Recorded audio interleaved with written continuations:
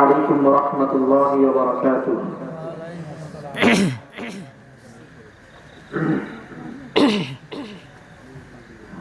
الحمد لله الحمد لوليه والصلاة على نبيه والوزن والعدل والفضل والنظم والعزم بالجزم بوحدته بكبريائه بسلطان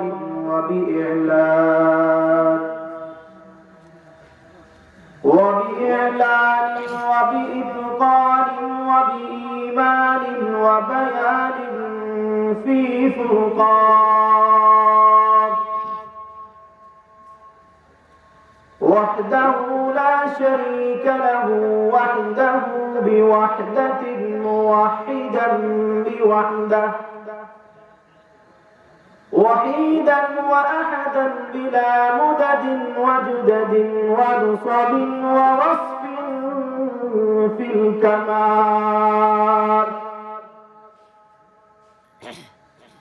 لا شريك له ولا نذير له ولا مثل له ولا مثال له ولا جلد بلد ولد جسد ولز وعزم له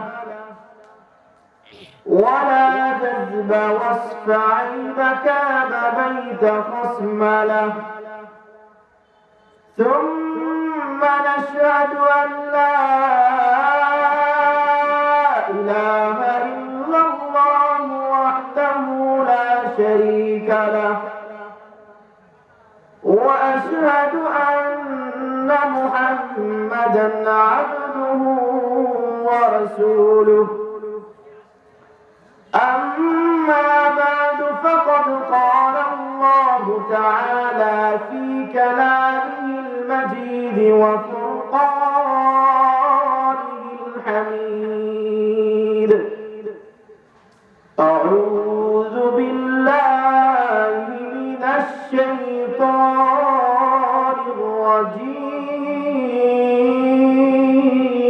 الرجيم بسم الله الرحمن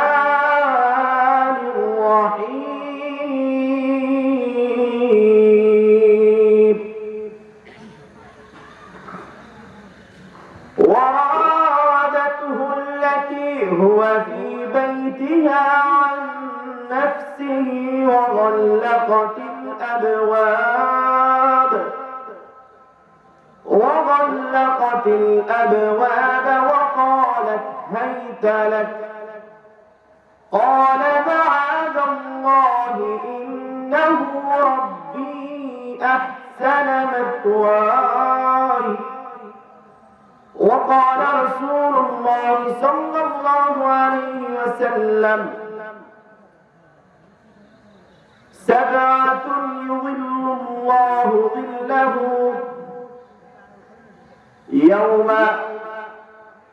لا ظل إلا ظله الإمام عادل وشاب نشأ في عبادة ربه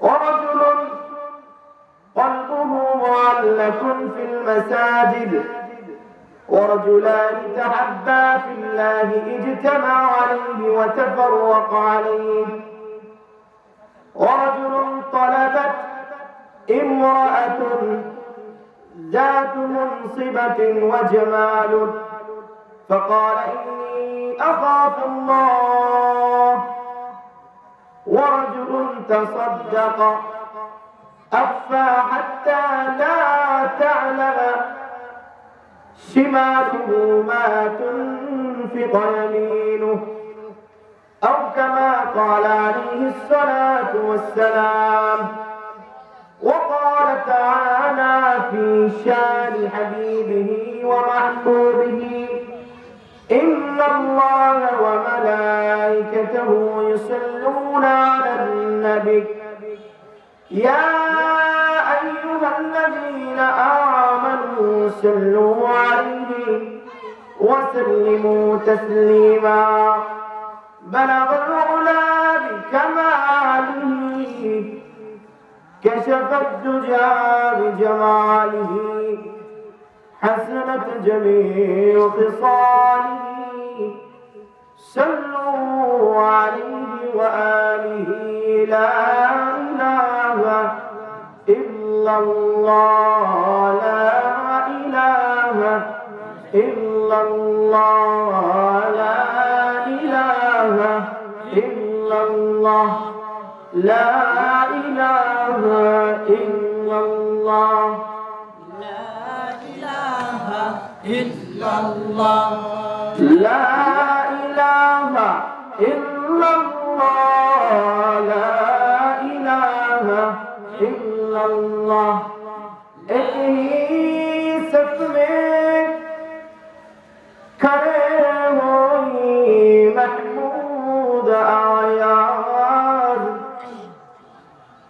एक ही सफ में खड़े होई महमूद आयाद न कोई बंदा न कोई बंदनावाज ला इलाहा इल्लल्लाह ला इलाहा इल्लल्लाह ला इलाहा इल्लल्लाह ला इलाहा इल्लल्लाह ला इलाहा इल्लल्लाह لا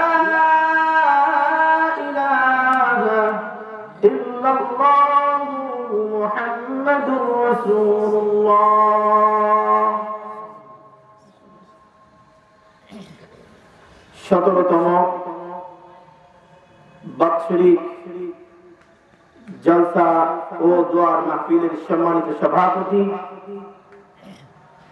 প্রধান মেহমান মাওলানা জাফর আহমদ টাঙ্গাইলি এছাড়াও আরো আমন্ত্রিত উলামায়ে কেরাম বিভিন্ন মসজিদ থেকে আগত আইম্মে মাসাজিদ জাতির কর্ণধার হযরত উলামায়ে কেরাম এ জাতির সূর্য সন্তান আমার সামনে উপবিষ্ট সম্মানিত যুবক ভাইরা শ্রদ্ধেয় বাবাজিরা পর্দার অন্তরালে মা খাদিজাতুল কুবরা মা আয়েশা সিদ্দিকা রাদিয়াল্লাহু তাআলা আনহার উত্তরসূরি পরহেজগার মুত্তাকি ঈমানদার সম্মানিতা মা এবং বোনেরা সেই মহান রব এর দরবারে লাখ কোটি শুকরিয়া আদায় করছি যে মহান রব আমাদেরকে তার রাসূলের ভাষায় জান্নাতের বাগানের মধ্যে আসার বসার তৌফিক দান করেছেন কোরআন এবং হাদিস থেকে আলোচনা করার এবং শোনার তৌফিক দান করেছেন এই জন্য আমরা সকলেই শুকরিয়া আদায় করি আলহামদুলিল্লাহ আরো জোরে বলি আলহামদুলিল্লাহ সম্মানিত উপস্থিতি আজ এত গুরুত্বপূর্ণ একটি মজলিস এই মজলিস থেকে কিছু মানুষ এখন গাফিল হয়ে রাস্তাঘাটে দোকানপাটে ঘোরাফেরা করছে কিনা আচ্ছা বলেন তো দেখি দোকানপাটে যে সমস্ত জিনিসগুলো উঠেছে আগামীকাল সেই জিনিসগুলো বাজার ঘাটে পাওয়া যাবে না কথা বলেন যাবে কিন্তু এই মানুষগুলো না বুঝার কারণে আজকে দিনের মাহফিল আগামীকাল এখানে আর হবে না হবে আগামীকাল এটা পাওয়া যাবে না অথচ এটার গুরুত্ব কত ছিল সেটা না বুঝার কারণে কিছু ভাই কিছু বন্ধু এদিক সেদিক ঘোরাফেরা করছে আল্লাহ তাআলা তাদেরকে সহিহ বুঝ দান করেন সকলে বলে আমিন আমি কোরআনুল কারীম থেকে সূরা ইউসুফ থেকে কি আয়াত তেলাওয়াত করেছি আর বুখারী শরীফের 606 নম্বর হাদিস দুঃখিত 660 নম্বর হাদিস আমি তেলাওয়াত করেছি আল্লাহ তাআলা যদি তৌফিক দেন তার রহমত তার বরকত যদি শামিল হাল হয় ইনশাআল্লাহ এই হাদিসের উপরে কিঞ্চিত আলোকপাত করব। মা তৌফিক ইল্লা বিল্লাহ। এই হাদিসের বিষয়ে আলোচনা করার পূর্বে আমরা ভূমিকা স্বরূপ কিছু আলোচনা করব।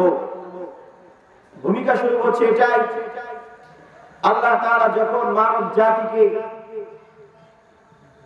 কবর থেকে উঠাবে, জান্নাত এবং জাহান্নামী হওয়ার কোন ফয়সালা দেওয়ার পূর্বে যে মুহূর্তটা সবচেয়ে কঠিন, সবচেয়ে বিভীষিকাময়, সেই বিভীষিকাময় অবস্থা হচ্ছে কোরআনের ভাষায় সেই দিনটির নাম হচ্ছে হাসরের দিন। কিসের দিন? জোরে বলেন ভাই। আওয়াজ তোলার জন্য বেশি মানুষের দরকার আছে। মজলিসের মধ্যে হাজার মানুষ থাকলে সবাই কি ওয়াজ শোনে? কথা বলেন, সবাই ওয়াজ শোনে না। আল্লাহ তাআলা বিজয় দান করার জন্য অল্প মানুষই যথেষ্ট। কথা বলেন ঠিক কিনা?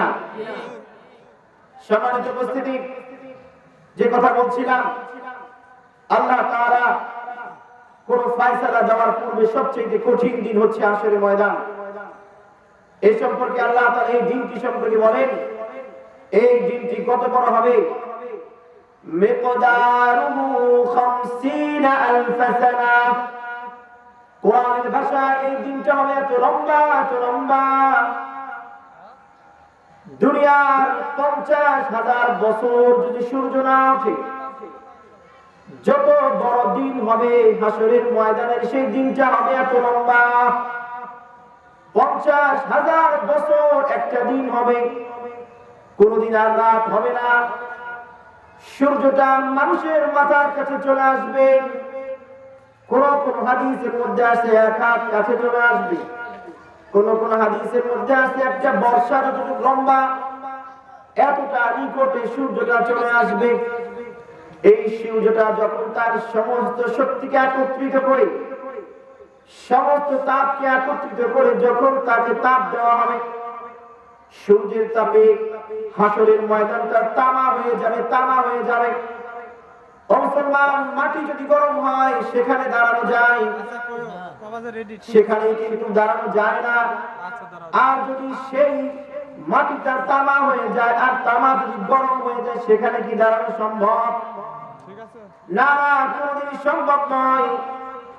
এমনি ভাবে মানুষগুলো তার মগজগুলো টকমক টকমক করতে থাকবে, ভাতের মার যেভাবে টকমক টকমক করতে থাকে এমনি ভাবে তার মাথার মগজগুলো টকমক টকমক করতে থাকবে।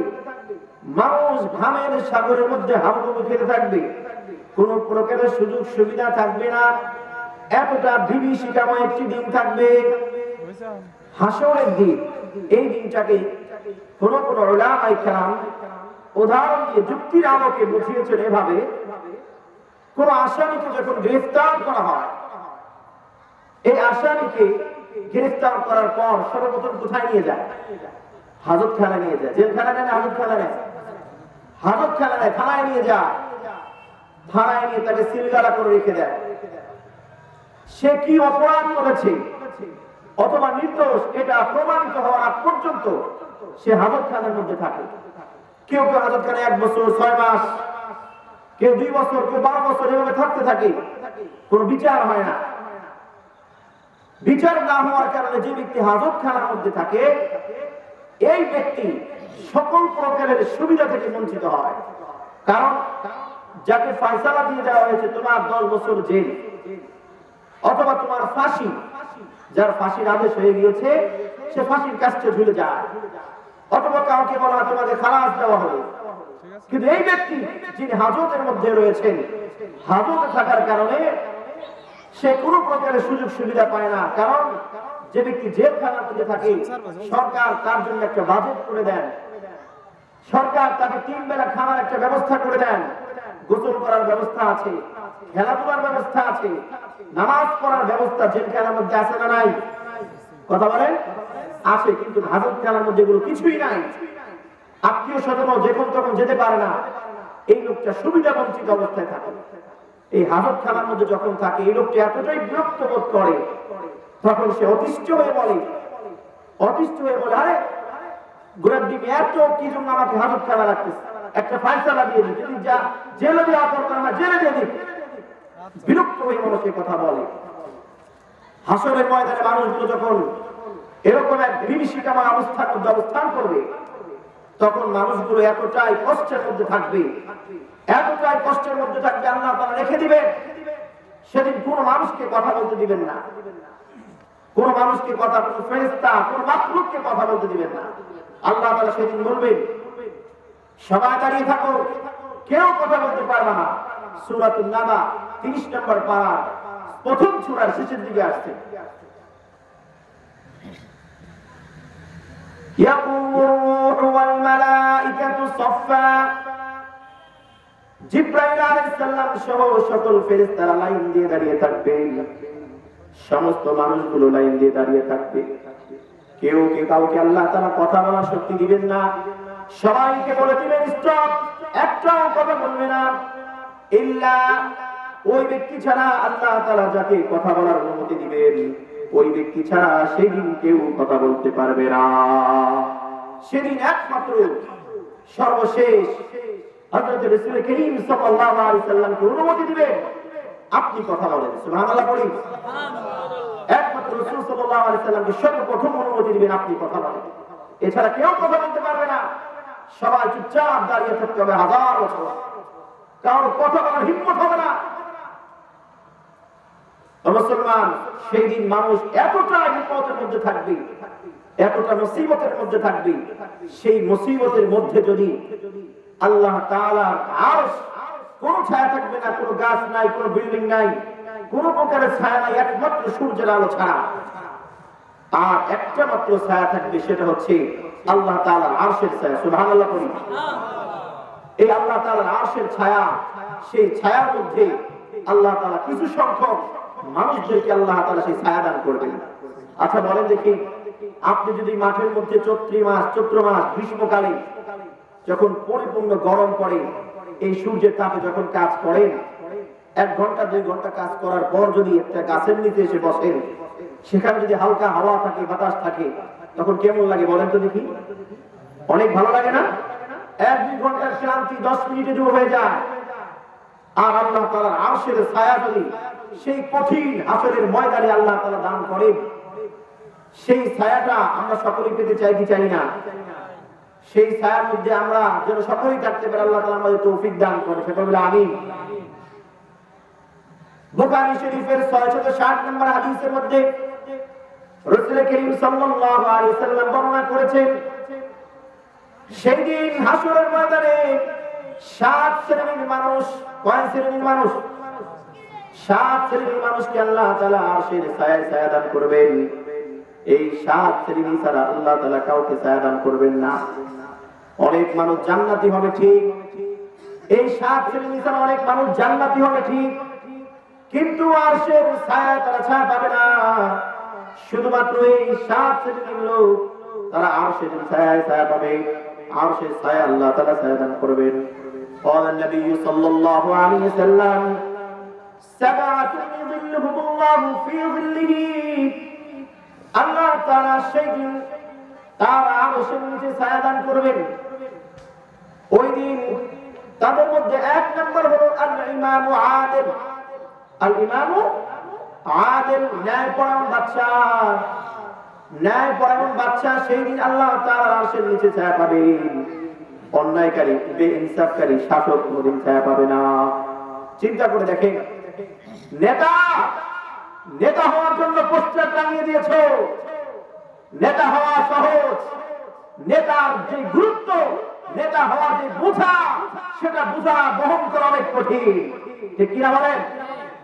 নেতা তুমি হতে চাও, ঠিক আছে, কোনো ভালো কথা, নেতা তুমি হতে চাও, কিন্তু যদি তুমি নেতৃত্ব সঠিকভাবে পালন না করো, আল্লাহর কাছে ধরা খেয়ে যাবে। দেখেন, নেতা হওয়া বড় কঠিন। নেতা যদি কেউ হতে পারে, তার জন্য দুর্নীতি করা সহজ না কঠিন? এই না কথা বলেন না কেন? যদি কেউ নেতা হয়ে যায়, তার জন্য দুর্নীতি করা সহজ না কঠিন? কঠিন। এমপি সাহেবের জন্য দুর্নীতি করা সহজ না কঠিন?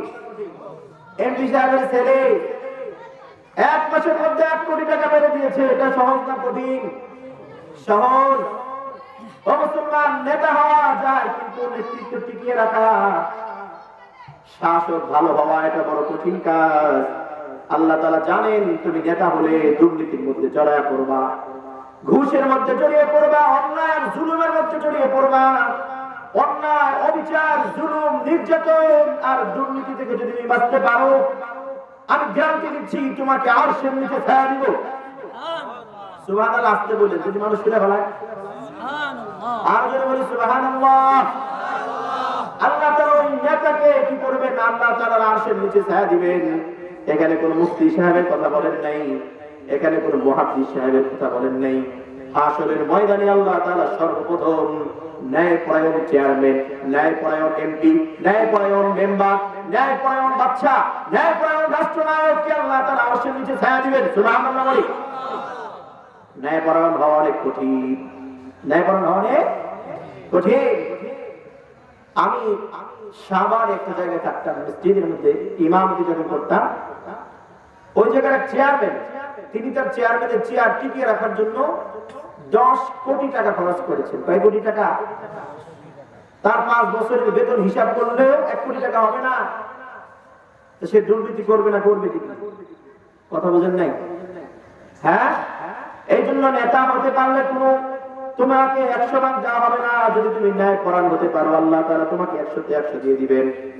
হযরতে ওমর রাদিয়াল্লাহু তাআলা আনহু, তিনি কি ন্যায়পরায়ণ ছিলেন না অন্যায়পরায়ণ ছিলেন? জোরে বলেন, কি পরায়ণ ছিলেন? কতটা ন্যায়পরায়ণ ছিলেন? একদিন রাত দরবারে বিচার আসলো, গো ওমর, তোমার কাছে, তোমার আদালতে আমার বিচার। আমি তোমার ছেলেকে দেখেছি মদ্যপান করতে, মদ পান করা অবস্থায় আমি দেখেছি। বিচার আসলো, সাথে সাথে ওমর অ্যাকশন শুরু করে দিলেন। আমার দেশের যদি কোনো রাষ্ট্রনায়কের ছেলে যদি মদ খায়, যদি কোনোদিন মদ খায়, আর আপনি যদি বিচার দিতে যান, আপনার 12টা বেজে যাবে। কথা কয় না? ঠিক কিনা বলেন? নেতার ছেলে যদি মদ খায়, আপনি যদি বিচার দেন, তাহলে আপনার 12টা বেজে যাবে। ওমরের ছেলে মদ খেয়েছে, বিচার আসতে সঙ্গে সঙ্গে তিনি সাক্ষী উপস্থিত করলে বললেন, সাক্ষী উপস্থিত হয়ে গেল। হযরত ওমর এবার নিজ হাতে চাবুক নিয়ে তাকে মারার জন্য রেডি হয়ে গেলেন। সুবহানাল্লাহ। নিজ হাতে চাবুক নিয়ে মারার জন্য ছেলের দিকে চলে গেলেন। এইভাবে তিনি একটা একটা করে 80টা দৌড়া মারলেন চামড়ার চাবুক দিয়ে। 80টা মারার সাথে সাথে ছেলেটা ইন্তেকাল করলো, মরে গেল। আর 20টা এখনো বাকি আছে। চিন্তা করলেন, যদি এই 20টা যদি আমি না মারি, কিয়ামতের ময়দানে আল্লাহ তাআলা যদি আমাকে ধরে বসে, ওরে ওমর, তুই তোর ছেলের প্রতি কি জন্য স্থান করলি? আর তোর ছেলের বিচার তোর সামনে আসছে, আর তুই 20টা বাড়ি কেন তুই মারলি না? এই জন্য মৃত ছেলের উপরে, ছেলেটা মরে গিয়েছে, সেই ডেড বডির উপরে আরো 20টা আঘাত করলেন, ছাড় দেন নাই। এটা হলেন ন্যায়পরায়ণ বাদশা, এটা হলেন ন্যায়পরায়ণ বাদশা। এই বাচ্চার জন্য আল্লাহ তাআলা আরশের নিচে ছায়া রেখে দিয়েছেন।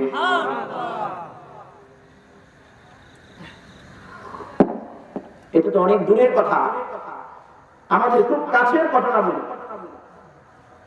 আমাদের সম্রাট আলমগীর, সম্রাট আলমগীরকে আমরা সবাই চিনি না? মোটামুটি সবাই এর নাম জন্য শুনেছি কিনা? ভারতবর্ষের ইতিহাসের মধ্যে 800 বছর মুসলমানদের শাসন ছিল। সেই সময় সম্রাট আলমগীর, আওরঙ্গজেব নামে এই সম্রাট আলমগীর যখন তিনি শাসক, রাজ্য যখন তিনি শাসক, এই শাসক অবস্থায় একদিন তার কাছে এক হিন্দু বিচার নিয়ে আসলো। সম্রাট, আপনার পরিচয় দিয়ে আপনার ভাগিনা, আপনার ফ্যামিলির লোক আমার মেয়ের উপরে অন্যায় ভাবে জুলুম করে, ধর্ষণ করে, আমি ভয়ে কিছু করতে পারি না, আমি আপনার কাছে ন্যায় বিচার চাই, ন্যায় বিচার চাই। হিন্দু বিচার দিয়ে চলে গেছে। এরপর আওরঙ্গজেব বললেন, দেখো, যদি আবার কোনোদিন আসে তোমার ঘরে, সঙ্গে সঙ্গে আমাকে খবর দিবা। এরপর 2-3 দিন পর সেই সম্রাটের লোক যখন আসলো, ওই হিন্দুর মেয়ের উপর অত্যাচার করার জন্য যখন আসলো, সঙ্গে সঙ্গে আওরঙ্গজেব সম্রাট আলমগীর চলে আসলেন। আসার পর ঘরের বাইরে থেকে তাকে বললেন, তুমি বাড়ির ভিতরে যাও, বাড়ির ভিতরে গিয়ে তুমি চারাকটা নিভায়া দিবা, বাতিটা নিভায়া দিবা। এরপর হিন্দু লোকটা ঘরের ভিতরে ঢুকলেন। ঘরের ভিতরে ঢুকে বাতিটা যখন নিভিয়ে দিলেন, সম্রাট আওরঙ্গজেব আলমগীর সঙ্গে সঙ্গে ঘরের ভিতরে ঢুকলেন। তার হাতের ভিতরে যে তরবারি ছিল, সেই তরবারি দিয়ে ওই যুবককে একটা আঘাত দিয়ে তার মাথাটাকে দেহ থেকে আলাদা করে দিলেন। কিছু সময়ের মধ্যে যুবকটা মাটি দিয়ে গড়িয়ে পড়ে গেল, মরে গেল। সম্রাট আওরঙ্গজেব এবার বললেন, তুমি বাতিটাকে জ্বালাও। বাতিটা জ্বালালেন এবং বললেন, আমাকে এক গ্লাস পানি পান করাও, এক গ্লাস পানি আমি পান করব। হিন্দু লোকটা এবার সম্রাট আলমগীরকে এক গ্লাস পানি দিলেন। এবার তিনি পানিটা পান করলেন। পানিটা পান করার পর বসলেন। এবার হিন্দু লোকটা উচিত বিচার পেয়ে খুশি হলেন, কিন্তু আলমগীরকে দুইটা প্রশ্ন করলেন। একটা প্রশ্ন হলো, ও সম্রাট, আপনি যখন ঘরের মধ্যে প্রবেশ করলেন তখন আপনি কি জন্য বাতিটাকে নিভাতে বললেন? 2 নাম্বার, আপনি কি জন্য হত্যা করার পর এক গ্লাস পানি পান করলেন?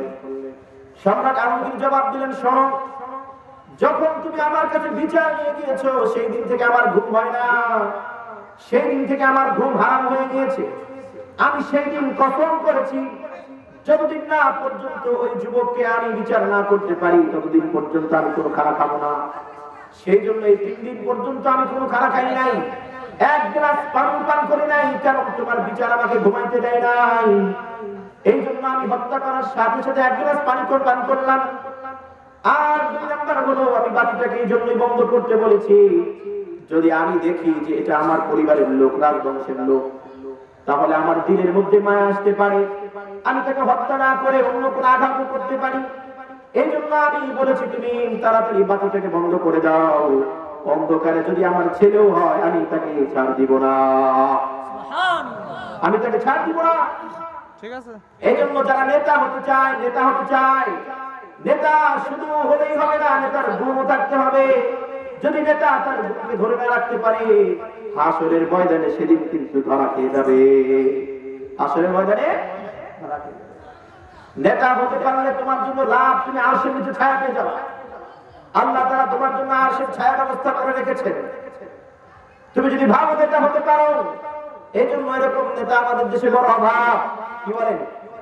এরকম নেতা আমাদের দেশে আছে খুব কম না? এরকম ন্যায়পরায়ণ নেতার বড় অভাব। আমাদের দেশের নেতারা প্রতিদিন কি করে? ব্রিজ খেয়ে ফেলে। ব্রিজ কি করে যায় তাদের পেটের মধ্যে?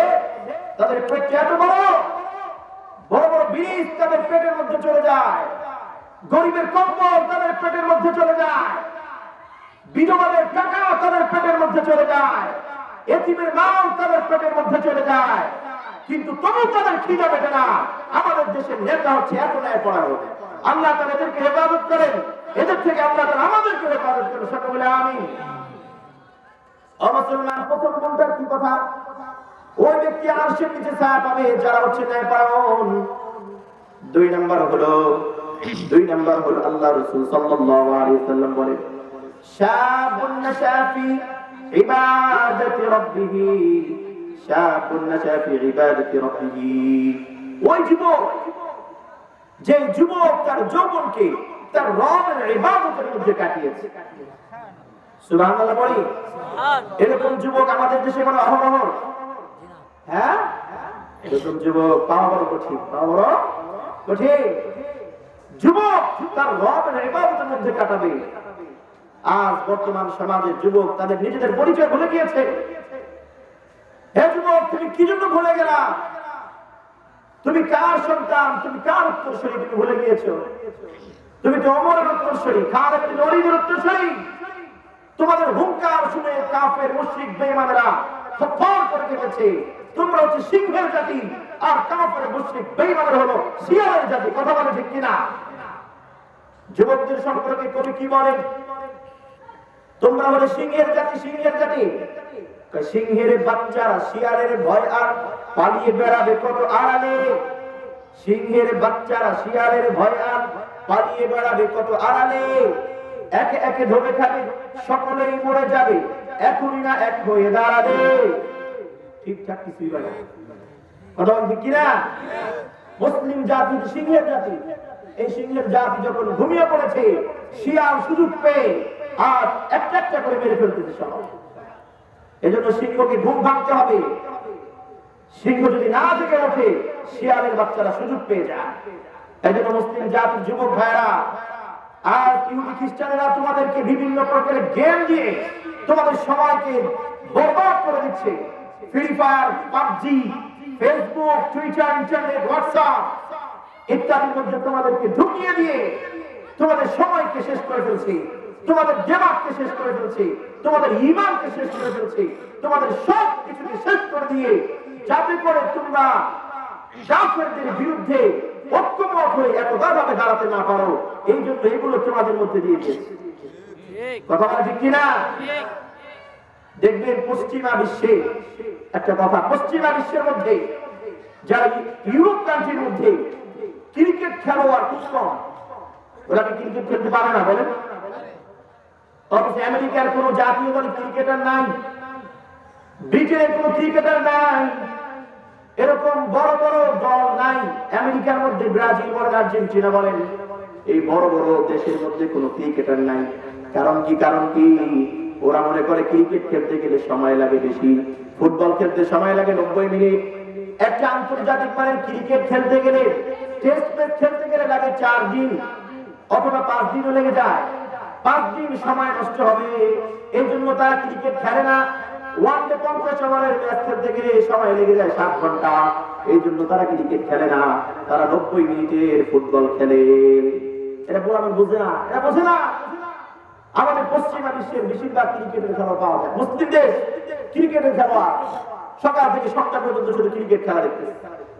অথচ ওরা এটা বুঝে ফেলছে সময়কে নষ্ট করা যাবে না।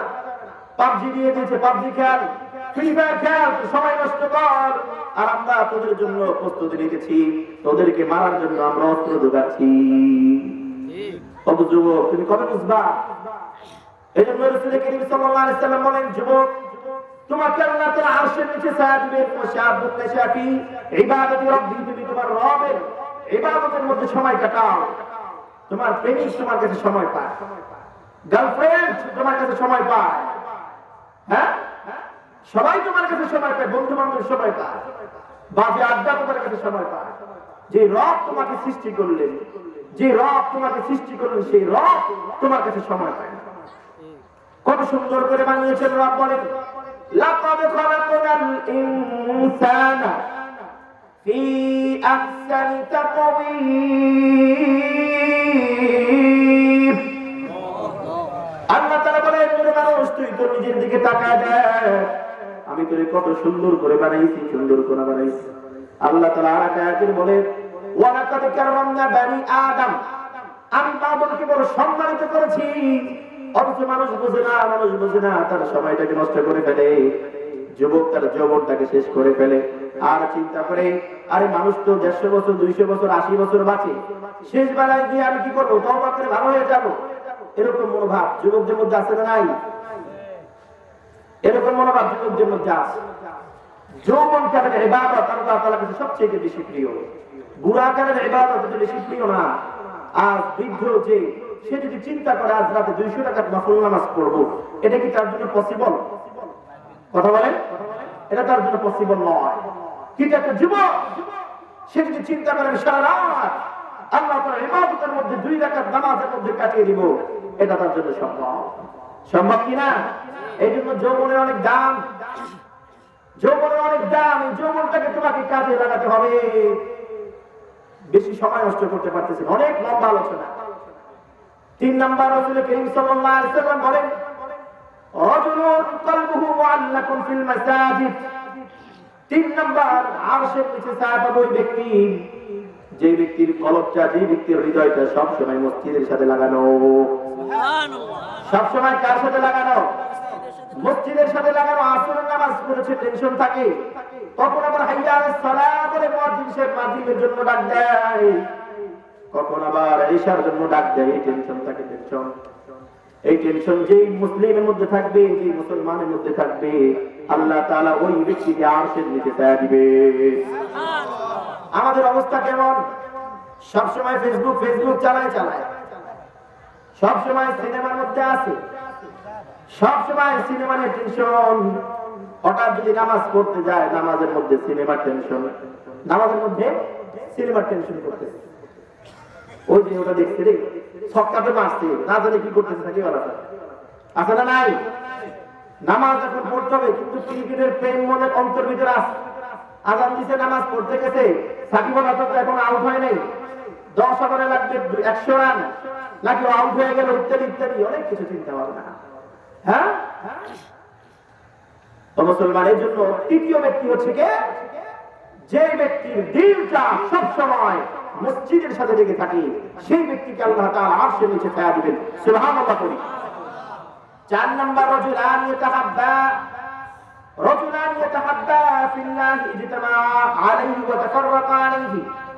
4 নম্বর হলো এমন দুই ব্যক্তি, যে দুই ব্যক্তি তারা একে অপরকে ভালোবাসে আল্লাহর জন্য। কার জন্য? আমরা একে অপরকে ভালোবাসবো কার জন্য? জোরে বলেন, কার জন্য ভালোবাসবো? আমরা একে অপরকে মহাব্বত করবো, ভালোবাসবো আল্লাহর জন্য ভালোবাসতে হবে। বর্তমান দুনিয়াটা খুবই অভাব, সবাই স্বার্থ ছাড়া, সবাই যদি স্বার্থের ধান্দা, স্বার্থ ছাড়া কেউ কাউকে ভালোবাসে না, স্বার্থ ছাড়া কেউ কাউকে ভালোবাসতে চায় না। ভালোবাসতে হবে আল্লাহর জন্য। যদি আমরা আল্লাহর জন্য এক অপরকে ভালোবাসতে পারি, যদি প্রয়োজন হয় দুজন আবার পৃথক হয়ে যায়, আল্লাহর জন্য হয়, আবার যখন একত্রিত হয় আল্লাহর জন্য হয়। এই হলো 4 নম্বর। 5 নম্বর, এটা খুব একটা গুরুত্বপূর্ণ একটা বিষয়। রাজুলুন তালাবাতহু ইমরাআতুন যাতু মাসিহিন ওয়া জামালিন ফাকালা ইন্নী আখাফুল্লাহ। এমন ব্যক্তি, যে ব্যক্তিকে একজন যুবতী, শুধু যুবতী নয়, উচ্চ বংশের যুবতী, উচ্চ বংশের বংশীয় একটি মেয়ে, জামালুন সৌন্দর্যে ভরপুর, কালো নয়, দেখতে অসুন্দর তা নয়, সম্ভ্রান্ত পরিবারে সুন্দরী মহিলা যদি কোনো যুবককে আহ্বান করে, আসো আমার দিকে আসো, আমরা একটু তামাশা করি, মজা করি, তখন যুবক বলে ইন্নী আখাফুল্লাহ, আমি আল্লাহকে ভয় করি। যে কথাটা বলতে পারবে, যে যুবক এই কথা বলতে পারবে ইন্নী আখাফুল্লাহ, ওই যুবককে আল্লাহ তাআলা কি বলেছে?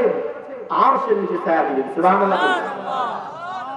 আর দেখা যায় এই জিনিসটা হওয়ার করতেছে, প্রেমের রিলেশন। আর কিন্তু একটা কথা শুনে আসলাম, যদি দুষ্টামির কথা, যে বর্তমান মানুষের সম্পর্কের মেয়াদ আরএফএল বাল্বের চেয়েও কম। আরএফএল বাল্বের একটা গ্যারান্টি আছে, ওটা যদি উপর থেকে না পড়ে। আমার বাড়িতে একটা জগ আছে, জগটার বয়স প্রায় 9 বছর। যখন আমি শহরে উঠায় পড়ি, তখন আমি জগটা কিনেছিলাম, 2টা জগ এখনো আছে আরএফএল। তো আরএফএল এর জগের যে মেয়াদ, তার থেকেও দুর্বল বর্তমান রিলেশনশিপ। কারণ কি? এটা সকলেই ধান্দাবাজ, যুবক এবং যুবতী এরা সকলেই ধান্দাবাজ। সকলে কি হয়? একজন অপরকে যখন অফার করে আসো, কেউ নিয়ন্ত্রণ করতে পারে না। অথচ যে যুবক এই কথা বলতে পারবে আমি আল্লাহকে ভয় করি, যখন তাকে আহ্বান, একটা তরুণী সুন্দরী রমণী যদি আপনাকে আহ্বান করে আসো, তখন সে বলে আমি আখাফুল্লাহ। এরকম যুবক পাওয়া যায় বলে? বরং আরো তো ফেসবুকে নিজের ছবিটাকে সুন্দর করে সাজায় বলে, দেখো তো আমাকে কেমন দেখা যায়। আছে না নাই? কথা বলেন। ছবিটাকে সুন্দর করে সাজিয়ে মেকআপ করে দেখায়, আমাকে যদি কাছে পাও তাহলে কি করবা? সমস্ত যুবকরা সেই দিকে হুমড়ি খেয়ে পড়ে, ইত্যাদি অনেক কিছু কমেন্ট করে। যাই হোক, এরকম যুবকের অভাব অনেক বেশি। হযরত ইউসুফ আলাইহিস সালামের ঘটনা কে না জানে? সূরা ইউসুফের মধ্যে আল্লাহ তাআলা বলেন, وراودته التي هو في بيتها عن نفسه وغلقت الأبواب وقالت هيت لك قال معاذ الله। হযরত ইউসুফ আলাইহিস সালামকে জুলেখার সাথে করে নিয়ে গেল, একটা একটা করে দরজা বন্ধ করলো, সব দরজার মধ্যে তালা মেরেছে, তার প্রভুকে ঢেকে দিয়ে তাকে বলল, হাইত লাক, ও ইউসুফ আসো, আমরা দুজনে মিলে তামাশা করি, মজা করি। ইউসুফ আলাইহিস সালাম উত্তরে কি বললেন? ক্বালা ইন্নী মা'আল্লাহ, আমি আল্লাহকে ভয় করি। আমি কাকে ভয় করি? আল্লাহকে ভয় করি। কথা বলার সাথে সাথে আল্লাহ তাআলা তার সম্মান বাড়ায় দিয়েছেন কি দেন নাই? আল্লাহ তাআলা এত সম্মান দিয়েছেন, এত সম্মান দিয়েছেন, সেই জুলেখা থেকে বাঁচার জন্য যখন দরজার দিকে দৌড় দিয়েছেন, আল্লাহ তার সব দরজা খুলে দিয়েছে, সব দরজা উন্মুক্ত করে দিয়েছেন। ইউসুফকে ধরে রাখতে পারে না। এই যে আরো কাছের ঘটনা, দারুল উলুম দেওবন্দের মধ্যে একটি ছাত্র ছিল। ছাত্রটা দেখতে অনেক সুন্দর, সুছিল, মেধাবী ছাত্র। প্রত্যেক দিন তার বাড়ি থেকে হেঁটে হেঁটে দারুল উলুম দেওবন্দে যায় পড়ালেখা করার জন্য। প্রতিদিন যখন যায়, প্রতিমধ্যে একজন বড়লোক মহিলার বাড়ি। ওই মহিলাটার যখন তাকে চোখে পড়ে যায়, তার পছন্দ হয়ে যায়। ওই মহিলাটা তাকে পাওয়ার জন্য বিভিন্ন কৌশল অবলম্বন করতে থাকে, কিভাবে তাকে কাছে আনা যায়। সর্বপ্রথম একদিন গিয়ে বলে, ভাই আমার পানি পড়া দরকার, আমার বাচ্চাটা কথা শোনে না, শুধু কান্নাকাটি করে, একটু পানি পড়া দেন। সে বিসমিল্লাহ বলে ফু দিয়ে চলে যায়। এইভাবে আরেকদিন এইভাবে কথা বলতে বলতে বলতে একদিন হঠাৎ বলল, ভাই চলো তাড়াতাড়ি আমার বাড়িতে চলো, আমার মা মুমূর্ষু রোগী অবস্থায় পড়ে আছে, তাকে একটু তুমি দেখে আসবা আর একটু তার জন্য দোয়া করে আসবা। মহিলার কথায় ছেলেটা বলে গেলেন। ছেলেটা তার কৌশল বুঝতে পারলেন না। মহিলার সাথে যখন ঘরের মধ্যে প্রবেশ করলেন, প্রবেশ করার পর দেখলো মহিলাটা খুব দুষ্ট। মহিলাটা কাম অর্থ তার চরিত্রকে নষ্ট করার জন্য তাকে অফার করলো। অফার করার সাথে সাথে এবার ছাত্ররা চিন্তায় পড়ে গেলেন, ভাই এখন যদি আমি এই কাজের মধ্যে জড়িয়ে যাই, আমার ঈমান তো থাকবে না। রাসূল করিম সাল্লাল্লাহু আলাইহি সাল্লামের ভাষায় যখন মানুষ জিনা করে, তখন জিনা করা অবস্থায় তার ঈমান তার মধ্যে থাকে না, তার ঈমানটা আসমানে উঠে যায়। আর যখন সে জিনা থেকে ফিরে আসে, তার ঈমানটা আবার কাছে আসে। এই জিনা অবস্থায় যদি মারা যায়, তাহলে সেই বেঈমান হয়ে দুনিয়া থেকে বিদায় নিবে। এবার ছেলেটা চিন্তায় পড়ে গেলেন, হ্যাঁ যদি এখন আমার মৃত্যু হয়ে যায় এই কাজ করা অবস্থায়, তাহলে আল্লাহর কাছে কি জবাব দিব? আবার মহিলা থেকে বাঁচতে পারছে না, ঘরে তালা মারা। আবার যে চিৎকার দিলে মানুষ মনে করবে মনে হয় সত্য। কিছু ঘটে, আবার কিছু রটে। কিছু না ঘটলে তো আর কিছু রটে না, মনে আছে না? এরকম আছে। কিছু যখন ঘটে তখন আবার কিছু রটে, এরকম বিষয়টা। ছেলেটা চিন্তায় পড়ে গেলেন, কি করবো এখন? ছেলেটা বললেন, ভাই তাকে লক্ষ্য করে বললেন, মহিলাকে আমাকে একটু বাথরুম করার সুযোগ দেয়। আচ্ছা ঠিক আছে, যাও। ছেলেটা এবার বাথরুমে গেলেন। বাথরুমে গিয়ে দেখো যুবক দেখো জিনা থেকে বাঁচার জন্য কত কৌশল। বাথরুমে গেলেন, নিজে এবার মল ত্যাগ করলেন এবং বাথরুম থেকে কিছু মল উঠালেন। মলমূত্র উঠাইয়া এবার তিনি তার গায়ের মধ্যে মাখালেন। গায়ের সারা শরীরে মাথা থেকে নিয়ে পা পর্যন্ত যখন মাখিয়েছে, গায়ের মধ্যে থেকে দুর্গন্ধ আসতেছে, এমন দুর্গন্ধ টিকা যায় না। এবার ছেলেটা যখন বাথরুম থেকে বের হয়ে মহিলাটার সামনে আসলো, আসার সাথে সাথে মহিলাটা বিরক্ত হয়ে গেল, দুর্গন্ধ টিকতে পারলো না। এই যাও, বের হও, দ্রুত বের হও। দ্রুত ঘর থেকে বের করে দিলেন। এবার ছেলেটা ঘর থেকে বের হয়ে এসে একটা পুকুরের মধ্যে গোসল করলেন।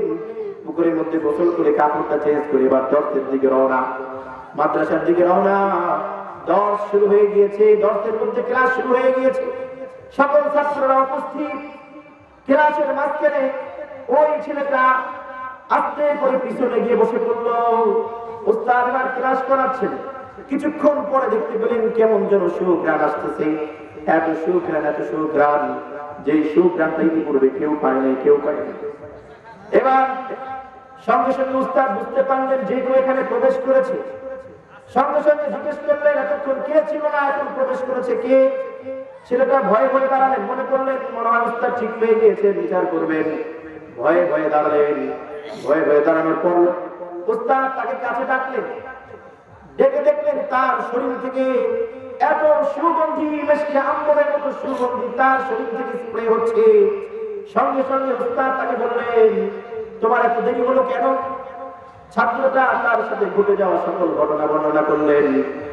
এবার উস্তাদ বললেন, নিঃসন্দেহে তুমি যখন গুনাহ থেকে বাঁচতে চেষ্টা করেছো, আল্লাহ তাআলা তোমার ঘামের মধ্যে এমন ঘ্রাণ দিয়ে দিয়েছেন। সুবহানাল্লাহ বলি। এই জন্য এরকম অফার পাওয়ার পর কত যুবক অফার ছাড়াই তো আজ প্রায় গণধর্ষণে লিপ্ত হচ্ছে কিনা? গণধর্ষণ হচ্ছে দেশের মধ্যে। ক্ষমতা পায়া জোর জবরদস্তি করে আর গণধর্ষণ করেও অপরাধীরা পার পেয়ে যায়, অপরাধীরা পার পেয়ে যায়, গণধর্ষণ করা হয়। অথচ যুবক জিনার দিকে আহ্বান করা হয়েছে, সেখান থেকে সে বাঁচার জন্য কি পন্থা অবলম্বন করলো। আজ আমরা কয়েকজন যুবক এরকম আছি, এই কথা বুকে হাত দিয়ে বলতে পারবো, আমাকে যদি এরকম অফার দেওয়া হয় আমি সেখান থেকে বাঁচার চেষ্টা করবো। পাওয়া যাবে বলে? পাওয়া যাবে না। এই জন্যই তো তার জন্য এত পুরস্কার। যদি তুমি বাঁচতে পারো, যদি তুমি বাঁচতে পারো, আল্লাহ তাআলা তোমার জন্য আরশের নিচে ছায়া দিবেন, আরশের নিচে ছায়া দিবেন। এরপর রাসূল করিম সাল্লাল্লাহু আলাইহি সাল্লাম বলেন, 6 নম্বর হলো ওই ব্যক্তি রাজুলুন তাসাদ্দাকা আখফা হাত্তা লা ইয়ালামা শিমালুহু মা তুনফিকা ইয়ামিনুহু। ওই ব্যক্তি, যে ব্যক্তি তার সম্পদ থেকে খরচ করেছে এমন ভাবে, এমন গোপনের সাথে যে তার বাম হাতও বুঝতে পারে না ডান হাত দিয়ে কি খরচ করবে। সুবহানাল্লাহ বলি। এতটা গোপনের সাথে খরচ করেছে। এই যে দান করার একটা মানসিকতা, দান করার একটা মনোভাব, এটা আল্লাহর প্রদত্ত। এটা কার প্রদত্ত?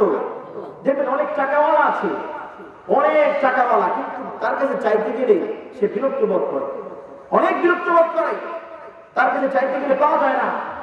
আবার দেখা যায় অনেক টাকা নাই, কিছুই নাই, তার কাছে চাইলে সে ফিরায় দেয় না, আছে না নাই? এই জন্য খরচ করা নাই, খুব উদার, উদার মনে হতে হবে, উদার। হযরত বিলাল রাদিয়াল্লাহু তাআলা হাবশী গোলাম ছিলেন, গোলাম। ইসলামের প্রথম যুগে হযরত বিলাল রাদিয়াল্লাহু তাআলা এতটাই গরীব ছিলেন, এতটাই গরীব ছিলেন যে তার পরনের মধ্যে পরনের কাপড় শুধু থাকতো, পরনের কাপড়টাই ছিল সে সম্পদ। এছাড়া আর কোনো সম্পদ, জাগতিক সম্পদ তার কাছে ছিল না। আচ্ছা বলেন, এই মজমার মধ্যে আমরা কেমন কেউ আছি যে শুধু আমাদের পরনের কাপড় ছাড়া অন্য কিছু নাই? এতটা দরিদ্র আমরা কেউ আছি বলেন? কথা বলেন, আছি আমরা কেউ? হযরত বেলালের চেয়ে কেউ কি আমরা দরিদ্র আছি বর্তমান জামানা? আছে? নাই। বেলাল এত দরিদ্র ছিলেন, শুধু পরনের কাপড়টা তার কাছে ছিল, আর কিছুই ছিল না। হঠাৎ যুদ্ধের ডাক আসে, রাসূল করিম সাল্লাল্লাহু আলাইহি ওয়াসাল্লাম বেলালকে ডাক দিয়ে বললেন, বেলাল আনফিকু, খরচ করো, খরচ করো। খরচ করলে যে তোমাকে আল্লাহ তাআলা সম্পদ বাড়ায়া দিবেন, আল্লাহ তাআলা তোমার মর্তবাকে বাড়ায়া দিবেন, সেই মর্তবা থেকে তুমি মাহরুম হইও না, খরচ করো, খরচ করো। বেলালের এমন অবস্থা, তারপর রাসূল বলছেন কি? খরচ করো। আমরা কতটা এই উদাসীন খরচের ক্ষেত্রে। মসজিদ, মাদ্রাসা, বিভিন্ন জায়গা থেকে যখন আমাদের কাছে আসে, 2-3টা মাদ্রাসায় দিলে ওই কত আর দিবে, এত দিতে দিতে শেষ, দিতে দিতে কি শেষ হয়ে গেল। মুসলমান অবস্থা আমরা কত টাকা খরচ করি? যদি কেউ দিনে 1টা করে পান খায়, কয়টা? 1টা করে পান খায় 5 টাকা, 365 দিনে প্রায় 1800 টাকা হবে, 1850 টাকা তার বিল আসবে। যে পান খোর সে 1টা পান খায়? কথা বলেন, সে 1টা পান খায় না, অনেক পান খায়। পানের সাথে যদি সিগারেট থাকে, পানের সাথে যদি সিগারেট থাকে, তাহলে আরো 1800 প্রায় 5,500 টাকা হয়ে যায়, 5,500 টাকা হয়ে যায়, যে প্রতি বছর আমার কাছ থেকে অনেক খরচ হয়ে যাচ্ছে। অথচ যখন শিক্ষা প্রতিষ্ঠানের জন্য, মসজিদের জন্য যাওয়া হয়, তখন সেগুলো আমার কাছে কিছুই নেই, বলে কিনা বলেন? হ্যাঁ, এই জন্য রাসূল করিম সাল্লাল্লাহু আলাইহি ওয়াসাল্লাম বলেছেন, হে বান্দার, তুমি যদি আরশের নিচে ছায়া পেতে চাও, তাহলে তুমি তোমার সামর্থ্য অনুযায়ী বেশি বেশি খরচ করো, আমার রাস্তায় বেশি বেশি খরচ করো। যদি খরচ করো, আমি তোমার সম্মানকে বাড়িয়ে দিব, তোমার মালকে বাড়াইয়া দিব। সম্পদ কেউ কি সাথে করে নিয়ে যেতে পারবে? কথা বলেন। অনেকে ঘুমাইতেছে পিছন থেকে। কি যুবক ভাইরা, সম্পদ কি কেউ সাথে নিয়ে যেতে পারবে? সম্পদ কেউ সাথে নিয়ে যেতে পারবে না। আমরা নিয়ে যেতে পারবো না, মনে হয় প্রধানমন্ত্রী নিয়ে যেতে পারবে। কি বলে? হ্যাঁ, ছেড়ে দিতে পারবে না। আল্লাহ আল্লাহ। যুলকারনাইন তিনি কত বড় বাদশা ছিলেন, কত বড় বাদশা! ওলামায়ে কেরাম এখানে আছেন। সারা পৃথিবীর রাজত্ব তার হাতে ছিল। যুলকারনাইন তার ছেলেকে ওসিয়ত করলেন, ওগো আমার ছেলে, যখন তুমি আমাকে দাফন করবা, দাফন করার সময় আমার কাপড়ের কাপড়টা ফাঁকা রাখবা, দুই হাতটা বাহিরে রাখবা। কাপড়ের মধ্যে হাত থাকে না বাহিরে থাকে? ভিতরে থাকে না বাহিরে থাকে? ভিতরে থাকে না? সবাই বলেন না কেন? ভিতরে থাকে না বাহিরে থাকে? ভিতরে থাকে। জুলকারনাইন আদেশ করলেন আমার হাত দুটো বাহিরে রেখে দিবা। ছেলেবার জিজ্ঞেস করলেন এ বাবা কেন তোমার হাতটাকে বাহিরে রাখবো? জুলকারনাইন বললেন মানুষ জানে জুলকারনাইন সারা পৃথিবীর বাদশা, তার ধন সম্পদের অভাব নাই। দুনিয়ার মধ্যে সব সম্পত্তির মালিক জুলকারনাইন ছিল। তারা মনে করতে পারে জুলকারনাইন তার কাপড়ের পকেটের মধ্যে কিছু নিয়ে হয়তো বা কবরে যাচ্ছে, এটা মনে করতে পারে। এই জন্য আমার হাতটাকে বাইরে রাখবা, যাতে বিশ্ববাসী জানতে পারে জুলকারনাইন সারা পৃথিবীর বাচ্চা হওয়া সত্ত্বেও তিনি খালি হাতেই কবরের দিকে রওনা দিয়েছেন। তিনি খালি হাতে কবরের দিকে রওনা দিয়েছেন।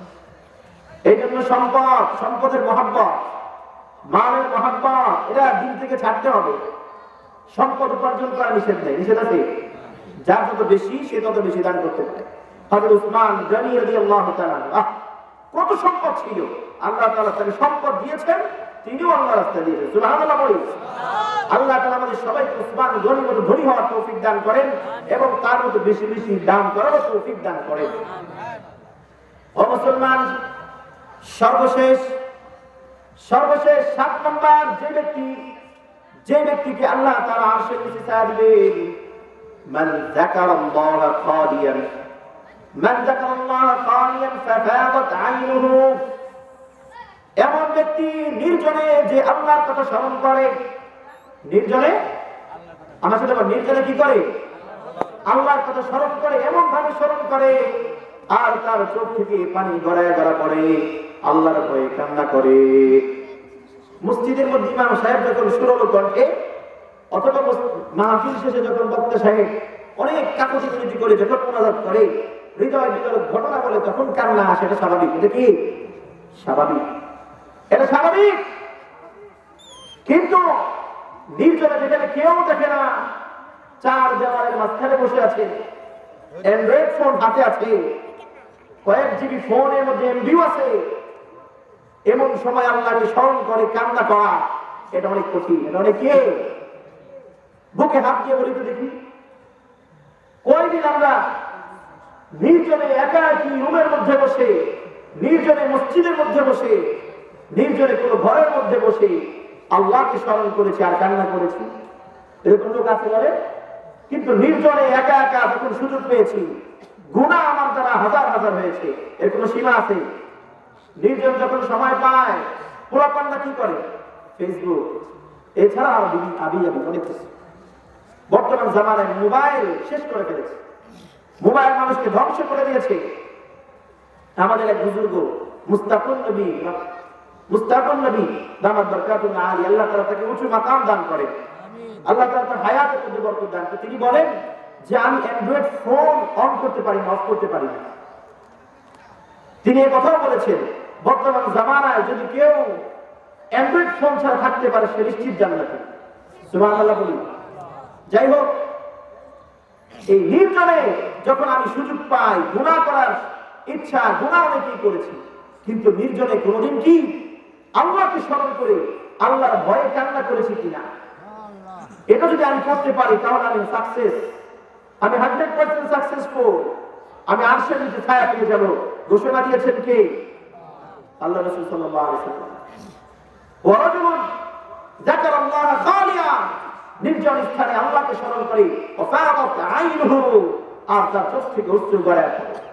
আজ আমাদের দিলটা কত কঠিন হয়ে গিয়েছে, আমাদের দিল কাঁদতে চায় না, আমাদের চোখ থেকে অশ্রু ধরতে চায় না, দিলটা পাথরের মতো হয়ে গিয়েছে, এত কঠিন হয়ে গিয়েছে। আরে আল্লাহ তাআলা বলেন পাথর কত কঠিন, পাথরের চোখে তোমাদের দিলগুলো কঠিন হয়ে গিয়েছে।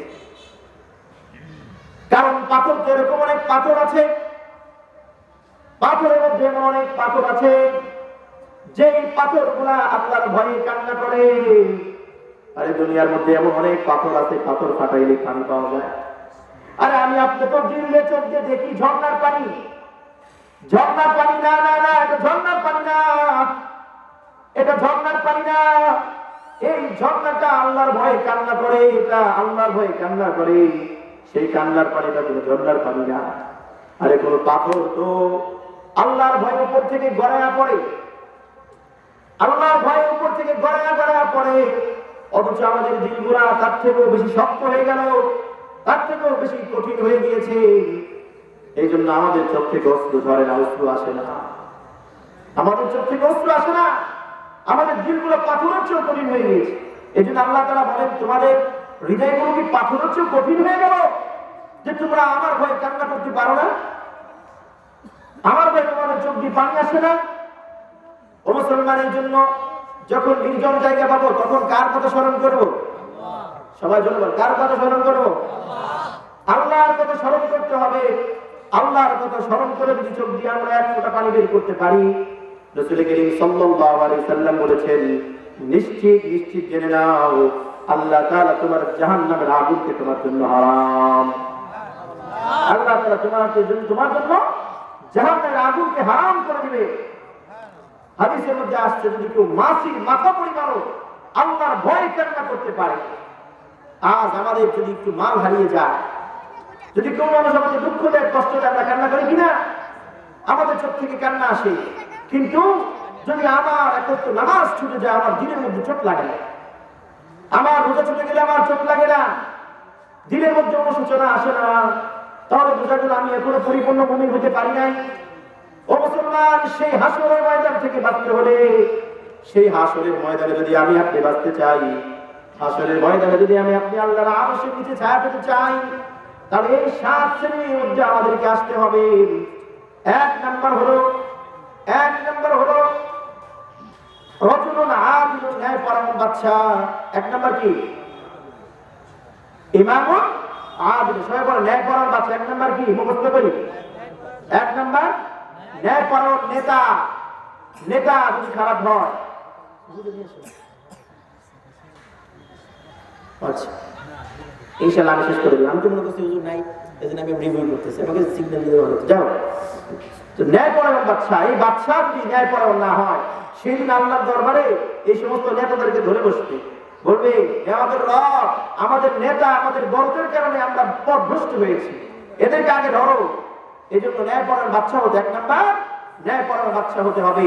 2 নাম্বার এমন যুবক, যে যুবক সে কি করে, তার যৌবনকে তার রবের ইবাদতের মধ্যে কাটায় দেয়। 3 নাম্বার ওই যুবক যার দিনটা সর্বদা মসজিদের সাথে লেগে থাকে। 4 নাম্বার হচ্ছে যে তারা একজন অপরজনকে ভালোবাসে, আল্লাহর জন্য ভালোবাসে।